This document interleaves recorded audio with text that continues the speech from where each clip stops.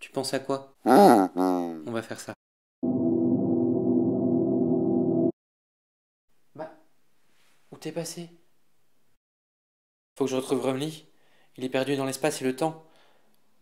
Je vais essayer des techniques.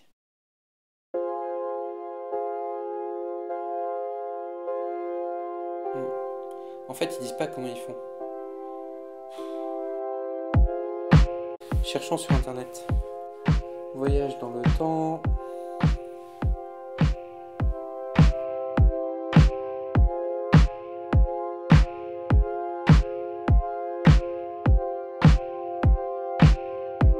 Qu'est-ce que c'est que ce truc?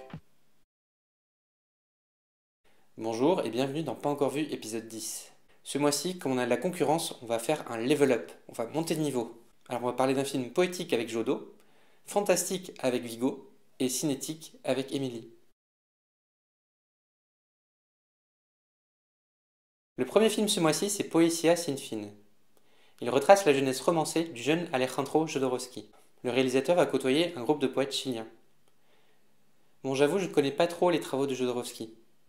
Si vous êtes fan de ciné, vous connaissez forcément El Topo et La Montagne Sacrée. Si vous êtes fan de BD, vous connaissez forcément sa collaboration avec Moebius sur l'Incal. En fait, j'ai vu le documentaire sur le projet de film Dune, qui n'a jamais vu le jour, et qui devait être réalisé par Jodorowsky.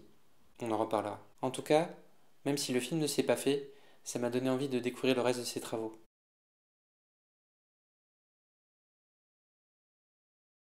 Le deuxième film dont on va parler, c'est Captain Fantastic. Alors Captain Fantastic, c'est pas un film de super-héros. On y suit l'histoire d'un père qui vit reclus dans une forêt avec ses enfants. Après plusieurs années isolés, ils vont être obligés de se confronter de nouveau à la société. L'affiche me fait penser au travail de Wes Anderson. Si vous ne connaissez pas, je vous invite fortement à découvrir son œuvre. Dans le rôle principal, on retrouve Viggo Mortensen. On l'associe rapidement à la trilogie du Seigneur des Anneaux. Mais personnellement, je l'ai préféré dans des films beaucoup plus sombres, comme ceux réalisés par Cronenberg, comme A History of Violence ou Les Promesses de l'Ombre. Il revient dans un registre plus léger et poétique, et ça fait plaisir. Et pour terminer, on va parler de La fille du train. Alors c'est l'histoire d'une femme qui sombre dans la dépression suite à son divorce. Ok, elle perd son travail et décide de suivre les faits et gestes de son ex. Ok, l'histoire prend une autre tournure lors de la disparition mystérieuse de la compagne de ce dernier. Ok. La fille du train est l'adaptation d'un roman à succès. Je l'ai pas lu. Ce qui me motive pour aller voir ce film, c'est le travail d'Emily Blunt. C'est une actrice qui arrive à apporter de la profondeur à des personnages qui, sur le papier, sont unidimensionnels. Je pense notamment à Sicario ou à Edge of Tomorrow. Et je suis très curieux de la voir dans ce type de projet. Voilà, c'était l'épisode 10 de Pas encore vu. N'hésitez pas à parler des films que vous avez aimés ou que vous avez vus au cours de ce mois d'octobre. N'hésitez pas non plus à partager cette vidéo si vous l'avez aimée. Ça fait toujours plaisir et puis moi ça me donne de la visibilité. Et on se retrouve le mois prochain pour parler d'autres films. Et d'ici là, allez au cinéma. Bon, Gromly, reviens dans le présent. Parce que là, t'es en train de voyager dans le temps, on sait pas ce qui peut se passer.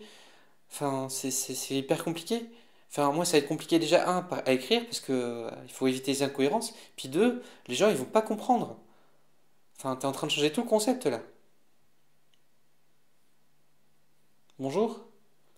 Sympa le masque. Mais vous êtes en avance pour Halloween.